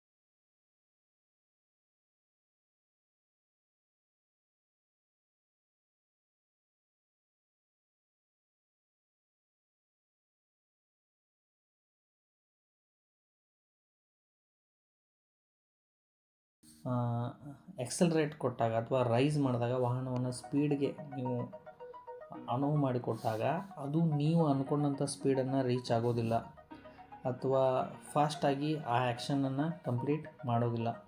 ಸೊ ಈ ಥರ ಕೂಡ ನೀವೇನು ಮಾಡ್ಬೋದು, ತಿಳ್ಕೊಳ್ಬೋದು. ಲೋಡ್ ತೆಗೆದುಕೊಳ್ಳೋದಿಲ್ಲ, ಜಲ್ದಿ ಏನಾಗೋದಿಲ್ಲ, ಅದು ಕಾರ್ಯವನ್ನು ಮಾಡೋದಿಲ್ಲ. ಓಕೆ, ನೆಕ್ಸ್ಟ್ ಪಾಯಿಂಟ್, ಕಷ್ಟ ಆರಂಭ. ಓಕೆ, ಕಷ್ಟ ಆರಂಭ ಅಂತಂದರೆ ವೆಹಿಕಲ್ ಜಲ್ದಿ ಸ್ಟಾರ್ಟ್ ಆಗಲ್ಲ, ಸ್ಟಾರ್ಟ್ ಆಗಲ್ಲ. So it will take some time to start. ಈ ಥರ. ನೆಕ್ಸ್ಟ್ ಪಾಯಿಂಟ್ ಬರುತ್ತೆ ವಾಲ್ ಸ್ಟಿಕ್ಸ್ ಅಂತಂದರೆ ವಾಲ್ಗಳ ಮೇಲೆ ಕಾರ್ಬನ್ ಕೂತು ವಾಲ್ಗಳು ಲೀಕೇಜ್ ಆಗುವಂಥ ಸಾಧ್ಯತೆ ಇರುತ್ತೆ ಅಥವಾ ವಾಲ್ಗಳು ಡ್ಯಾಮೇಜ್ ಆಗುವಂಥ ಸಾಧ್ಯತೆ ಇರುತ್ತೆ. ಸೊ ಇದಕ್ಕೆ ನಾವು ವಾಲ್ ಸ್ಟಿಕ್ಸ್ ಅಂತ ಕರಿತೀವಿ. ನೆಕ್ಸ್ಟ್ ಪಾಯಿಂಟ್, ಇಂಜಿನ್ ಅತಿಯಾಗಿ ಬಿಸಿಯಾಗುತ್ತದೆ. ಸೊ ಇಂಜಿನ್ ಏನಾಗುತ್ತಪ್ಪ ಅಂತಂದರೆ ಸರಿಯಾಗಿ ಫ್ಯೂಲ್ ಬರ್ನ್ ಆಗದೇ ಇದ್ದಾಗ ಓಕೆ, ಸೊ ಏನಾಗುತ್ತೆ, ಇದು ಓವರ್ ಹೀಟ್ ಆಗಲು ಏನು ಮಾಡುತ್ತೆ, ಸ್ಟಾರ್ಟ್ ಆಗುತ್ತೆ. ಇದರಿಂದ ಸೊ ಸರಿಯಾಗಿ ನಿಮ್ಮ ವಾಹನ ನೀವು ಅಂದ್ಕೊಂಡ ಹಾಗೆ ಕಾರ್ಯನಿರ್ವಹಣೆ ಮಾಡೋದಿಲ್ಲ. ಓಕೆ, ಈ ಥರ ನೀವು ಇದನ್ನು ತಿಳ್ಕೊಬೋದು. ನೆಕ್ಸ್ಟ್ ಪಾಯಿಂಟ್ 29ನೇ ಪ್ರಶ್ನೆ. ಓಕೆ, ಸೊ ತಂಪಾಗಿಸುವ ವ್ಯವಸ್ಥೆಯಲ್ಲಿ ಸಾಮಾನ್ಯ ದೋಷಗಳನ್ನು ಪಟ್ಟಿ ಮಾಡಿರಿ ಅಂತ ಅವ್ರು ಏನು ಮಾಡಿದ್ದಾರೆ, ಕೇಳಿದ್ದಾರೆ. ಓಕೆ, ಸೊ ಮೊದಲೇ ನೋಡೋಣ ನಾವು ಕಡಿಮೆ ಮಟ್ಟದ ಶೀತಕ. ಕಡಿಮೆ ಮಟ್ಟದ ಶೀತಕ ಅಂತಂದರೆ ವ್ಯವಸ್ಥೆಯಲ್ಲಿ ಶೀತಕ ಕಡಿಮೆ ಇತ್ತಪ್ಪ ಅಂದರೆ ಹೀಟ್ ಡಿಸಿಪೇಷನ್ ಸರಿಯಾಗಿ ಆಗೋದಿಲ್ಲ. ಅಂದರೆ ಹೆಚ್ಚಿಗೆ ಹೀಟನ್ನು ಏನು ಮಾಡೋದಿಲ್ಲ, ಅದಕ್ಕೆ ಹೀರ್ಕೊಳ್ಳಿಕ್ಕೆ ಆಗೋದಿಲ್ಲ. ಸೊ ಈ ಥರ ನಾವು ಇದನ್ನು ತಿಳ್ಕೊಳ್ಬೋದು. ಓಕೆ, ಸೊ ಅದಕ್ಕಂತಲೇ ನಾವೇನು ಮಾಡಿರ್ತೀವಿ, ಕೂಲೆಂಟ್ ರಿಸರ್ವಿಯರ್ ಅಂತ ಒಂದು ಪಾರ್ಟನ್ನು ಇಟ್ಟಿರ್ತೀವಿ. ಅದರಲ್ಲಿ ನಾವೇನು ಮಾಡಿರ್ತೀವಿ, ಎಕ್ಸೆಸ್ ಅಮೌಂಟ್ ಆಫ್ ಕೂಲೆಂಟನ್ನು ಅಲ್ಲಿ ಸ್ಟೋರ್ ಮಾಡಿರ್ತೀವಿ. ಓಕೆ, ಸೊ ಯಾವಾಗಾದರೂ ಕೂಲೆಂಟ್ನ ಮಟ್ಟ ಕಡಿಮೆ ಆಯ್ತಂದರೆ ಸೊ ಅಲ್ಲಿಂದ ಕೂಲೆಂಟ್ ಏನಾಗುತ್ತೆ, ಕೂಲೆಂಟ್ ರಿಸರ್ವಿಯರ್ನಿಂದ ರೇಡಿಯೇಟರ್ಗೆ ಅದು ಸಪ್ಲೈ ಆಗುತ್ತೆ. ಓಕೆ, ಸೆಕೆಂಡ್ ಪಾಯಿಂಟ್ ದೋಷಯುಕ್ತ ಥರ್ಮೋಸ್ಟ್ಯಾಟ್ನಲ್ಲಿ ಒಂದು ಗ್ಯಾಸ್ಕೆಟ್ ಇರುತ್ತೆ. ಆ ಗ್ಯಾಸ್ಕೆಟ್ ಏನಾದರೂ ಡ್ಯಾಮೇಜ್ ಆಗಿತ್ತು ಅಥವಾ ಸ್ಕ್ರ್ಯಾಚ್ ಆಗಿತ್ತು ಅಥವಾ ಅದು ಹಾಳಾಗಿತ್ತು ಅಂತಂದರೆ ಸೊ ಥರ್ಮೋಸ್ಟ್ಯಾಟ್ ಏನಾಗಿರುತ್ತೆ, ಪ್ರಾಬ್ಲಮ್ಸ್ಗಳನ್ನ ಕ್ರಿಯೇಟ್ ಮಾಡೋಕ್ಕೆ ಸ್ಟಾರ್ಟ್ ಆಗುತ್ತೆ. ಸೊ ಅದಕ್ಕೋಸ್ಕರ ನೀವೇನು ಮಾಡಬೇಕು, ಥರ್ಮೋಸ್ಟ್ಯಾಟನ್ನು ಬದಲಾವಣೆ ಮಾಡಬೇಕು. ನೆಕ್ಸ್ಟ್ ದೋಷಯುಕ್ತ ವಾಟರ್ ಪಂಪ್. ಸೊ ವಾಟರ್ ಪಂಪನ್ನು ನಾವು ಎದಕ್ಕೆ ಬಳಸ್ತೀವಿ ಅಂತಂತಂದರೆ, ಸಿಂಪಲಾಗಿ ಹೇಳಬೇಕು ಅಂತಂದರೆ ಓಕೆ, ಸೊ ಕೂಲೆಂಟನ್ನು ಪ್ರೆಷರೈಸ್ ಮಾಡಲು, ವ್ಯವಸ್ಥೆಯಲ್ಲಿ ಕೂಲೆಂಟ್ ಸರಿಯಾಗಿ ಪ್ರೆಷರೈಸ್ಡ್ ಆಗಿ ಮೂಮೆಂಟ್ ಮಾಡಲು ನಾವೇನು ಮಾಡ್ತೀವಿ, ವಾಟರ್ ಪಂಪನ್ನು ಬಳಸ್ತೀವಿ. ಸೊ ಈ ವಾಟರ್ ಪಂಪನ್ನು ನಾವು ಕ್ರ್ಯಾಂಕ್ ಶಾಫ್ಟ್ನ ಪುಲ್ಲಿಗೆ ಏನು ಮಾಡಿರ್ತೀವಿ, ಕನೆಕ್ಟ್ ಮಾಡುತ್ತೆ. ಕ್ರ್ಯಾಂಕ್ ಶಾಫ್ಟ್ ಇಂಜಿನ್ ಸ್ಟಾರ್ಟ್ ಆದರೆ ಈ ವಾಟರ್ ಪಂಪ್ ಕೂಡ ಏನಾಗುತ್ತೆ, ಆಟೋಮೆಟಿಕಲಿ ಸ್ಟಾರ್ಟ್ ಆಗುತ್ತೆ. ಸೊ ಈ ವಾಟರ್ ಪಂಪ್ ಏನಾದರೂ ವರ್ಕ್ ಮಾಡ್ತಾ ಇಲ್ಲ, ಫಾಲ್ಟ್ ಆಗಿದೆ, ಹಾಳಾಗಿದೆ ಅಂತಂತಂದರೆ ಸೊ ಏನಾಗುತ್ತೆ, ದೋಷ ಅಂತ ನೀವು ಇದನ್ನು ಕನ್ಸಿಡರ್ ಮಾಡ್ಬೋದು. ನೆಕ್ಸ್ಟ್ ಬರುತ್ತೆ ದೋಷಯುಕ್ತ radiator cap. So radiator cap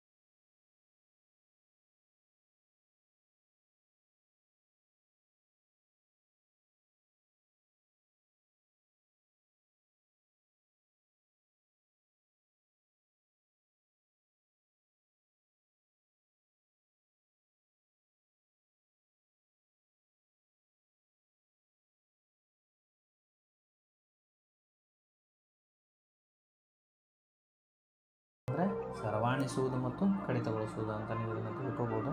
so ಇಲ್ಲಿ ಒಂದೊಂದೇ ಪಾಯಿಂಟ್ಗಳನ್ನು ನಾವೇನು ನೋಡ್ತಾ ಹೋಗೋಣ. ಕ್ಲಚ್ ಪ್ಲೇಟ್ನಲ್ಲಿ ತೈಲ ಸೋರಿಕೆಯನ್ನು ಪರಿಶೀಲಿಸಿ. ಮೊದಲು ಏನು ಮಾಡಬೇಕು, ನೀವು ವ್ಯವಸ್ಥೆಯಲ್ಲಿ ಕ್ಲಚ್ ಪ್ಲೇಟನ್ನು ನೀವು ಹುಡುಕಬೇಕು. ಅದರ ಕೆಳಗಡೆ ಏನಾದರೂ ಆಯಿಲ್ ಲೀಕ್ ಆಗ್ತಾ ಇದೆ, ಕ್ಲಚ್ ಆಯಿಲ್ ಲೀಕ್ ಆಗ್ತಾ ಇದೆ ಅನ್ನೋದನ್ನು ಏನು ಮಾಡಬೇಕು, ನೀವು ಪರಿಶೀಲನೆ ಮಾಡಬೇಕು. ಸೆಕೆಂಡ್ ಪಾಯಿಂಟ್, ವರ್ನಿಯರ್ ಡೆಪ್ತ್ ಗೇಜ್ನೊಂದಿಗೆ ಕ್ಲಚ್ ಪ್ಲೇಟ್ನ ದಪ್ಪವನ್ನು ಏನು ಮಾಡಬೇಕು, ಪರಿಶೀಲಿಸಬೇಕು. ಅದು ಅನುಮತಿಸುವ ಮಿತಿಯನ್ನು ಮೀರಿದರೆ ಅದನ್ನು ಬದಲಾಯಿಸಬೇಕು. ವರ್ನಿಯರ್ ಡೆಪ್ತ್ ಗೇಜನ್ನು ತೆಗೆದುಕೊಂಡ ಕ್ಲಚ್ ಪ್ಲೇಟ್ನ ದಪ್ಪವನ್ನು ಏನು ಮಾಡಿರಿ, ಪರಿಶೀಲನೆ ಮಾಡಿರಿ. ಅದು 0.2 mm ಅಥವಾ ಸೊ ಅದಕ್ಕೊಂದು ಸ್ಟ್ಯಾಂಡರ್ಡ್ ಸೈಜ್ ಇರುತ್ತೆ. ಆ ಸ್ಟ್ಯಾಂಡರ್ಡ್ ಸೈಜನ್ನು ಅದು ಮೀರಿತ್ತಪ್ಪ ಅಂದರೆ ಅದನ್ನು ನೀವೇನು ಮಾಡಬೇಕು, ಅದನ್ನು ಬದಲಾಯಿಸಬೇಕು. Next point, okay, clutch cover ಜೋಡಣೆಯನ್ನು ಪರಿಶೀಲಿಸಿ. ತೈಲ ಸೋರಿಕೆ ಇದ್ದರೆ ಗೇರ್ಬಾಕ್ಸ್ನಲ್ಲಿ ಅಥವಾ ಕ್ರ್ಯಾಂಕ್ಶಾಫ್ಟ್ನಿಂದ ಆಯಿಲ್ ಸೀಲನ್ನು ಬದಲಾಯಿಸಿ. ಸೊ ಕ್ಲಚ್ ಪ್ಲೇಟ್ನಲ್ಲಿ ಆಯಿಲ್ ಲೀಕೇಜ್ ಇತ್ತಪ್ಪ ಅಂತಂದರೆ ನೀವೇನು ಮಾಡಬೇಕು, ಕ್ರ್ಯಾಂಕ್ಶಾಫ್ಟ್ ಅಥವಾ ಗೇರ್ಬಾಕ್ಸ್ನಲ್ಲಿ ಏನು ಮಾಡಬೇಕು, ಆಯಿಲ್ ಸೀಲನ್ನು ಬದಲಾವಣೆ ಮಾಡಬೇಕು. ಓಕೆ, ನೆಕ್ಸ್ಟ್ ಪಾಯಿಂಟ್, ಕ್ಲಚ್ ಶಾಫ್ಟನ್ನು ಇನ್ಪುಟ್ ಶಾಫ್ಟ್ನಲ್ಲಿ ಇರಿಸಿ. ಓಕೆ, ಸೊ ಇಲ್ಲಿ ಕ್ಲಚ್ ಶಾಫ್ಟ್ ಅಥವಾ ಇನ್ಪುಟ್ ಶಾಫ್ಟ್ ಅಂತ ಬರುತ್ತೆ. ಸೊ ಅದನ್ನು ನೀವೇನು ಮಾಡಬೇಕು, ಇನ್ಪುಟ್ ಶಾಫ್ಟ್ನಲ್ಲಿ ಏನು ಮಾಡಬೇಕು, ಫಿಟ್ ಮಾಡಬೇಕು. ಓಕೆ, ನೆಕ್ಸ್ಟ್ ಪಾಯಿಂಟ್, ಡಯಲ್ ಗೇಜನ್ನು ಕ್ಲಚ್ ಪ್ಲೇಟ್ನಲ್ಲಿ ಇರಿಸಿ ಕ್ಲಚ್ ಪ್ಲೇಟ್ನ ಅಸ್ಪೃಶ್ಯತೆಯನ್ನು ಪರಿಶೀಲಿಸಲು ಕ್ಲಚ್ ಶಾಫ್ಟನ್ನು ತಿರುಗಿಸಿ. ಸೊ ಡಯಲ್ ಗೇಜನ್ನು ಯೂಸ್ ಮಾಡಿರಿ, ಆ ಡಯಲ್ ಗೇಜ್ನ ಮೇಲೆ ಕ್ಲಚ್ ಶಾಫ್ಟನ್ನು ಅಥವಾ ಕ್ಲಚ್ಚನ್ನು ಇಟ್ಟು ಅದನ್ನು ತಿರುಗಿಸಿ ಅದರ ವಿಕೇಂದ್ರತೆಯನ್ನು ಏನು ಮಾಡಿರಿ, ಚೆಕ್ ಮಾಡಿರಿ. ಓಕೆ, ಅಸ್ಪೃಶ್ಯತೆ ಅಥವಾ ವಿಕೇಂದ್ರತೆಯನ್ನು ಚೆಕ್ ಮಾಡಿರಿ, surface tension. Okay, next, clutch plate ಲಂಬವಾಗಿ ವಿಶ್ರಾಂತಿ ಪಡೆಯಲು ಪಾಯಿಂಟರನ್ನು ಅನುಮತಿಸಿ. ಸೊ ಡಯಲ್ ಗೇಜ್ನ ಪಾಯಿಂಟರನ್ನು ಅದರ ಮೇಲೆ ಪ್ರೆಸ್ ಮಾಡಿ. ಓಕೆ, ಕ್ಲಚ್ ಪ್ಲೇಟನ್ನು ತಿರುಗಿಸಿ, ರೇಡಿಯಲ್ ರನ್ಔಟನ್ನು ಪರಿಶೀಲಿಸಿ. ಸೊ ಕ್ಲಚ್ ಪ್ಲೇಟನ್ನು ತಿರುಗಿಸಿ. ಸೊ ಕ್ಲಚ್ ಪ್ಲೇಟ್ ಅಕ್ಯುರೇಟಾಗಿ ಒಂದೇ ಸಮನಾಗಿ ತಿರುಗಬೇಕು. ಅದು ತಿರುಗಲಾರದೆ ಸೊ ಅಲ್ಲಿ ಏನಾದರೂ ವೇರಿಯೇಷನ್ ಬರ್ತಾಯಿತ್ತು, ಓಕೆ, ಹಾಗಾದರೆ ಸೊ ಅಲ್ಲಿ ಅದರ ರನ್ಔಟನ್ನು ನೀವೇನು ಮಾಡಬೇಕು, ಪರೀಕ್ಷೆ ಮಾಡಬೇಕು. ಅದು 2 mm ಹೆಚ್ಚಿದ್ದರೆ ಕ್ಲಚ್ ಪ್ಲೇಟನ್ನು ಏನು ಮಾಡಬೇಕು, ನೀವು ಬದಲಾವಣೆ ಮಾಡಬೇಕು. ಸೊ ಇಷ್ಟು ನೀವು ಬರೆದ್ರೆ 3 ಅಂಕಗಳಿಗೆ ಇಷ್ಟು ಎನಫ್. ಓಕೆ, 31, ಅಮಾನತು ವ್ಯವಸ್ಥೆಯ ಮುಖ್ಯ ಕಾರ್ಯಗಳನ್ನು ಪಟ್ಟಿ ಮಾಡಿರಿ ಅಂತ ಹೇಳಿದ್ದಾರೆ. ಅಮಾನತು ವ್ಯವಸ್ಥೆ ಅಂದರೆ ಸಸ್ಪೆನ್ಷನ್ ಸಿಸ್ಟಮ್ನಲ್ಲಿ 2 ಬರುತ್ತೆ. ಒಂದು ಲೀಪ್ ಸ್ಪ್ರಿಂಗ್ ಬರುತ್ತೆ, ಇನ್ನೊಂದು ಶಾಕ್ ಅಬ್ಸರ್ವರ್ ಬರುತ್ತೆ. ಸೊ ಇವೆರಡೂ ಏನು ಮಾಡ್ತಾವಪ್ಪ ಅಂತಂದ್ರೆ ರಸ್ತೆ ಮೇಲೆ ಉತ್ಪಾದನೆಗಿರ್ತಕ್ಕಂಥ ಶಾಕ್ಸ್, ವೈಬ್ರೇಷನ್, ಬೌನ್ಸ್ಗಳನ್ನು ಕಡಿಮೆ ಮಾಡಿ ರಸ್ತೆ ಮೇಲೆ ಇರ್ತಕ್ಕಂಥ ಪ್ರಯಾಣಿಕರಿಗೆ ಮತ್ತು ಸರಕು ಸಾಮಾನುಗಳಿಗೆ ಆರಾಮದಾಯಕ ಸೌಕರ್ಯವನ್ನು ಒದಗಿಸ್ತವೆ. ಓಕೆ, ಸೊ ಈ ಥರ ತಿಳ್ಕೊಂಡ್ರೆ ನೀವು ಸಾಕು. ಸೊ ಇಲ್ಲಿ ಒಂದೊಂದೇ ಪಾಯಿಂಟ್ಗಳನ್ನು ನಾವೇನು ಮಾಡ್ತಾ ಹೋಗೋಣ, ನೋಡ್ತಾ ಹೋಗೋಣ. So first, maintaining the correct vehicle ride height. So ವೆಹಿಕಲ್ದ ರೈಡ್ ಹೈಟ್ ಇರುತ್ತಲ್ಲ, ಅಂದರೆ ಸವಾರಿ ಎತ್ತರ ಇರುತ್ತಲ್ಲ, ಅದನ್ನು ಏನು ಮಾಡೋದು, ಸರಿಯಾಗಿ ಮೇಂಟೈನ್ ಮಾಡೋದು ಇದರ ಪ್ರಥಮ ಕೆಲಸ. ಓಕೆ, ನೆಕ್ಸ್ಟ್ ಪಾಯಿಂಟ್, ವಾಹನಕ್ಕೆ reducing the effect of shock forces to the vehicle. ಅಂದರೆ ಸೊ ರಸ್ತೆ ಮೇಲೆ ಉತ್ಪಾದನೆ ಆಗುವಂಥ ಶಾಕ್ಸ್ಗಳನ್ನು ಅಥವಾ ವೈಬ್ರೇಷನ್ಗಳನ್ನು ಕಡಿಮೆ ಮಾಡಿ ಆರಾಮದಾಯಕ ಸೌಕರ್ಯವನ್ನು ಒದಗಿಸೋದು. Okay, next point, maintaining the correct wheel alignment. ಅಂದರೆ ವೀಲ್ ಅಲೈನ್ಮೆಂಟನ್ನು ಕರೆಕ್ಟಾಗಿ ಮೇಂಟೈನ್ ಮಾಡೋದು, ಅಂದರೆ ಚಕ್ರ ಜೋಡಣೆಯನ್ನು ಸರಿಯಾಗಿ ಮೇಂಟೈನ್ ಮಾಡೋದು ಅಂತ ನೀವು ತಿಳ್ಕೊಬೋದು. Next point, supporting the vehicles driving stability. ಅಂದರೆ ವಾಹನವನ್ನು ಚಲಾಯಿಸುವ ಸ್ಥಿರತೆಯನ್ನು ಏನು ಮಾಡೋದು, ಮೇಂಟೈನ್ ಮಾಡೋದು. ಓಕೆ, ಅದನ್ನು ನಿರ್ವಹಿಸೋದು. Okay, next point, keeping the vehicle tyres in contact with the road. ಅಂದರೆ ರಸ್ತೆಯ ಸಂಪರ್ಕದಲ್ಲಿ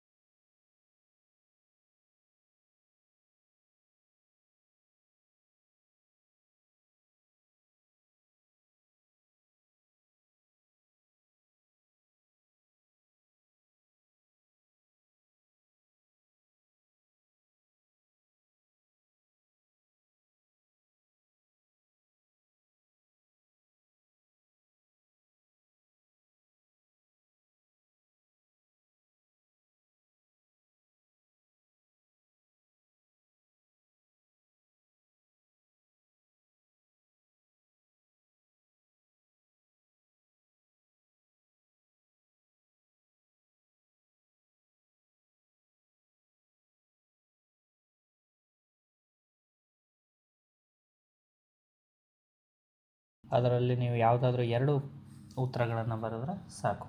ಓಕೆ, ಸೊ ಇಲ್ಲಿ 35ನೇ ಪ್ರಶ್ನೆ 6 ಅಂಕಕ್ಕೆ. ಬ್ಯಾಟರಿಯನ್ನು ಪರೀಕ್ಷಿಸುವ ವಿಧಾನವನ್ನು ಬರೀರಿ ಅಂತೇಳಿ.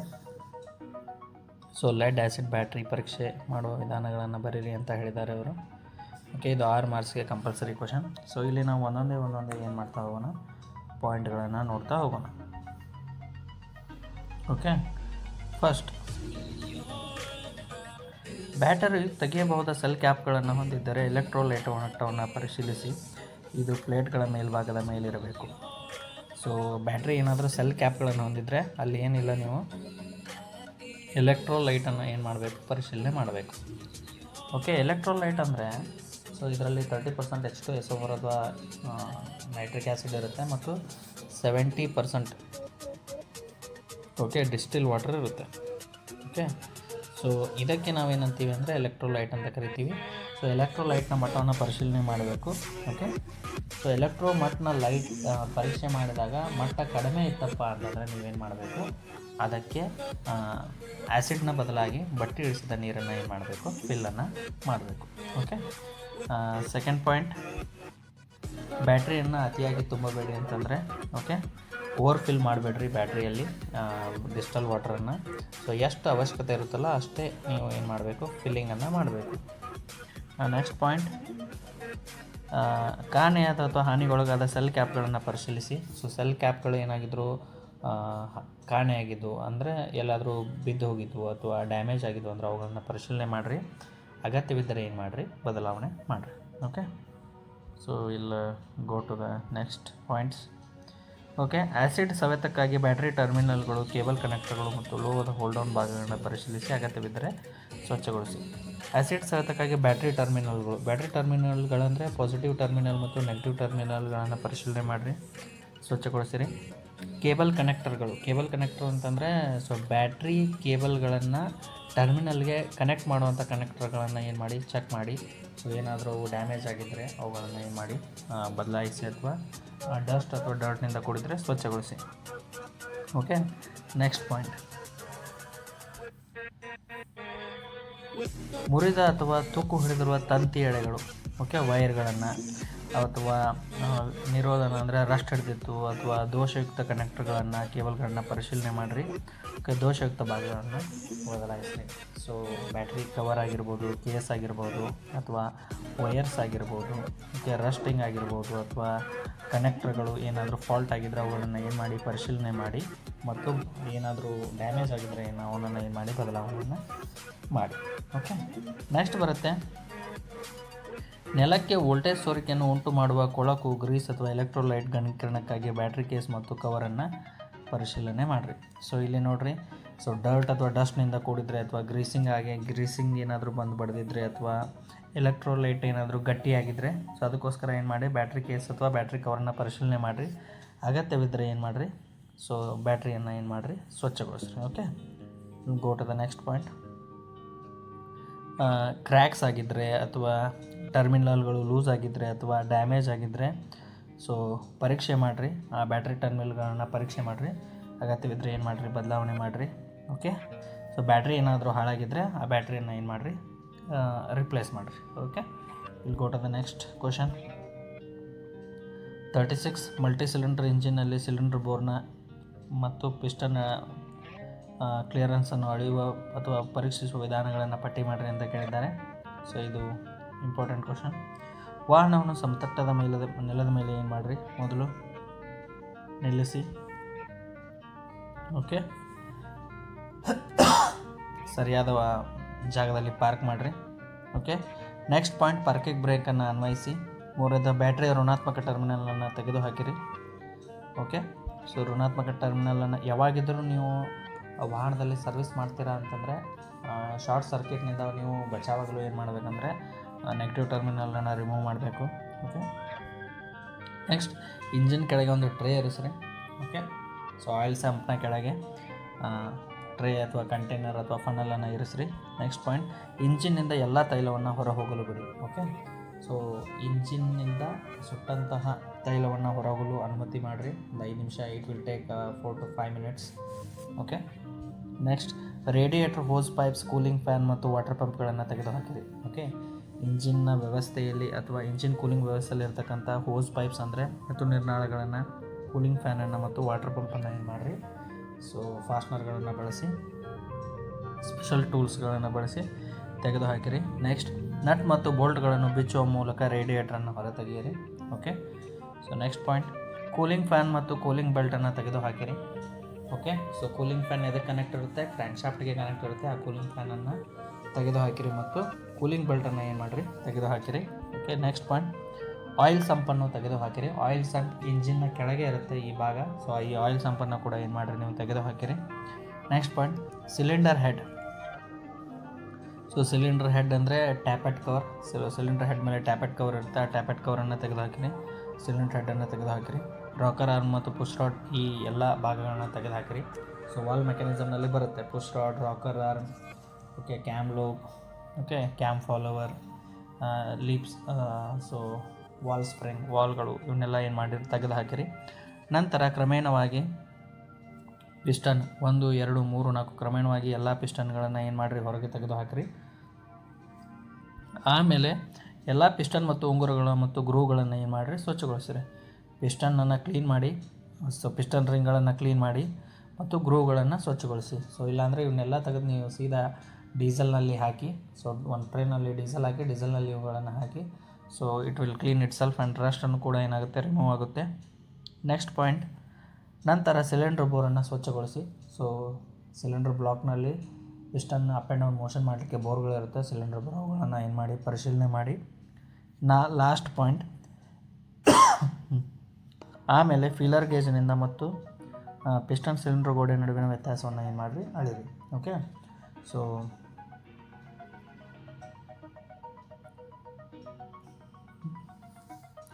ಎಕ್ಸ್ಟರ್ನಲ್ ಕ್ಯಾಲಿಪರ್ ಅಂತ ಬರುತ್ತೆ. ಎಕ್ಸ್ಟರ್ನಲ್ ಕ್ಯಾಲಿಪರ್ ಅಥವಾ ಡಯಲ್ ಗೇಜನ್ನು ಬಳಸಿ ನೀವೇನು ಮಾಡ್ಬೋದು, ಫೀಲರ್ ಗೇಜನ್ನು ಬಳಸಿ ಏನು ಮಾಡ್ಬೋದು ನೀವು, ಸೊ ಪಿಸ್ಟನ್ ಸಿಲಿಂಡರ್ ಗೋಡೆ ನಡುವಿನ ಒಳಗಿನ ಅಂತರವನ್ನು ಅಳಿಬೋದು. ಓಕೆ, ಸೊ ಇಷ್ಟು ಪಾಯಿಂಟ್ಗಳನ್ನು ಬರೆದ್ರೆ ನಿಮಗೆ ಸಾಕು. ನೆಕ್ಸ್ಟ್ ಬರುತ್ತೆ 37ನೇ ಪ್ರಶ್ನೆ. ರ್ಯಾಕ್ ಮತ್ತು ಪಿನಿಯನ್ ಮಾದರಿಯ ಸ್ಟೇರಿಂಗ್ನ ಅಂದವಾದ ಚಿತ್ರವನ್ನು ಬರೆದು ಭಾಗಗಳನ್ನು ಗುರುತಿಸಿ ಅಂತ ಕೇಳಿದ್ದಾರೆ. ಓಕೆ, ಇಲ್ಲಿ ಈ ಚಿತ್ರವನ್ನು ನೀವು ನೆನಪಿಟ್ಕೊಳ್ಳಿ. ಇದು ಬಹಳ ಸಾರಿ, ಮ್ಯಾಕ್ಸಿಮಮ್ 3 to 4 ಟೈಮ್ಸ್ ಈ ಪ್ರಶ್ನೆಯನ್ನು ಕೇಳಿದ್ದಾರೆ. Okay, so steering wheel, steering column, rack, ಇದು ಸ್ಟಾರ್ನಾಗತ್ತೆ ಇದೆಲ್ಲ, ಇದು pinion, boot, okay, ball joint, tie rod, okay, wish bone arm ಮತ್ತು ಸ್ಟಬ್. ಸೊ ಈ ಚಿತ್ರವನ್ನು ತೆಗೆದು ಇಷ್ಟು ಭಾಗಗಳನ್ನು ಗುರುತಿಸಿದರೆ ನೀವು ಸಾಕು. ನೆಕ್ಸ್ಟ್ ಈ ಒಂದು ಚಿತ್ರವನ್ನು ಆದರೂ ತೆಗೆದು ಭಾಗನ ಗುರುತಿಸಿರಿ, ಅಥವಾ ಈ ಚಿತ್ರವನ್ನು ತೆಗೆದು ನೀವು ಭಾಗಗಳನ್ನು ಏನು ಮಾಡ್ಬೋದು, ಗುರುತಿಸ್ಬೋದು. Okay, will go to the next question. Lead acid ಬ್ಯಾಟರಿಯನ್ನು ನಿರ್ವಹಿಸುವಾಗ ಗಮನಿಸಬೇಕಾದ ವಿವಿಧ ಮುನ್ನೆಚ್ಚರಿಕೆಗಳನ್ನು ಬರೆಯಿರಿ ಅಂತ ಹೇಳಿದ್ದಾರೆ. ಓಕೆ, ಸೊ ಒಂದೊಂದೇ ಪಾಯಿಂಟ್ಗಳನ್ನು ನೋಡೋಣ. ಚರ್ಮ, ಕಣ್ಣುಗಳು ಮತ್ತು ಬಟ್ಟೆಯೊಂದಿಗೆ ಸಂಪರ್ಕಕ್ಕೆ ಬರಲು ಅನುಮತಿಸಬೇಡಿ. ಓಕೆ, ಚರ್ಮ ಅಂದರೆ ಸ್ಕಿನ್ ಅಥವಾ ಐಸ್ ಮತ್ತು ಬಟ್ಟೆಯೊಂದಿಗೆ ಸಂಪರ್ಕಕ್ಕೆ ಬರಲು ಅನುಮತಿಸಬೇಡಿ. ಏಕೆಂದರೆ ಇದರಲ್ಲಿ ಆ್ಯಸಿಡ್ನ ಫಾರ್ಮ್ ಇರುತ್ತೆ ಅಥವಾ ಎಲೆಕ್ಟ್ರೋಲೈಟ್ ಇರುತ್ತೆ. ಎಲೆಕ್ಟ್ರೋಲೈಟ್ ನಿಮ್ಮ ಬಾಡಿಗೆ ಅಥವಾ ನಿಮ್ಮ ಬಟ್ಟೆಗೆ ಅಥವಾ ನಿಮ್ಮ ಕಣ್ಣಿಗೆ ಹಾನಿ ಮಾಡುವ ಸಾಧ್ಯತೆ ಇರುತ್ತೆ. ಅದಕ್ಕೋಸ್ಕರ ನೀವು ಇದನ್ನು ನಿಮಗೆ ಟಚ್ ಆಗದೇ ಇರೋ ಥರ ನೀವೇನು ಮಾಡಬೇಕು, ನೋಡ್ಕೋಬೇಕು. ಎರಡನೇದು, ಬ್ಯಾಟ್ರಿಗೆ ಸಂಪರ್ಕಗಳನ್ನು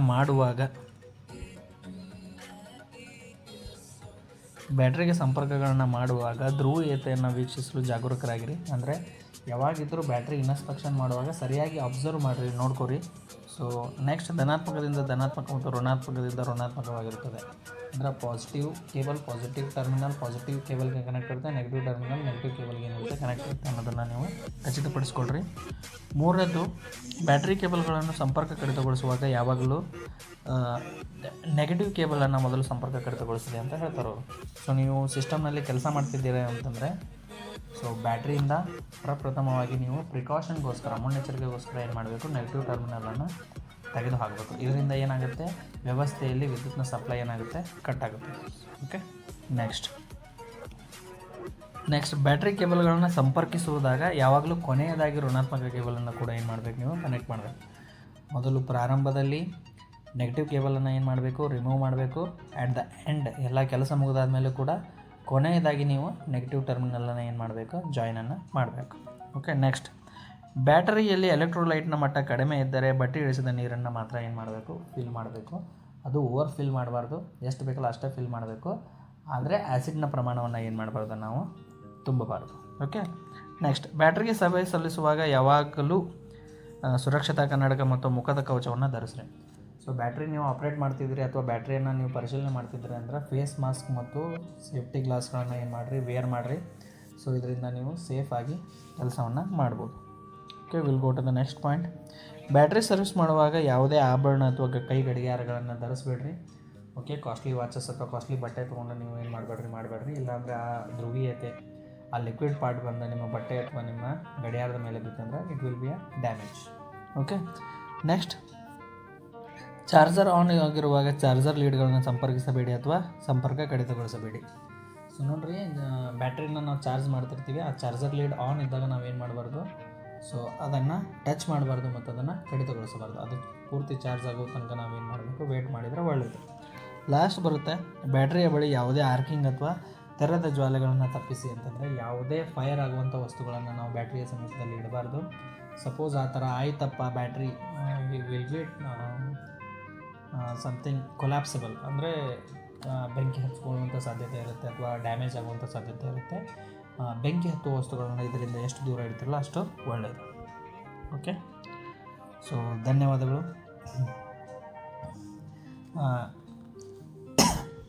ಈ ವಿಡಿಯೋವನ್ನು ನಾನು ಎಕ್ಸಾಕ್ಟ್ಲಿ ದ್ವಿತೀಯ PUC ಮಕ್ಕಳಿಗೆ ಗೋಸ್ಕರ ಮಾಡಿದ್ದು.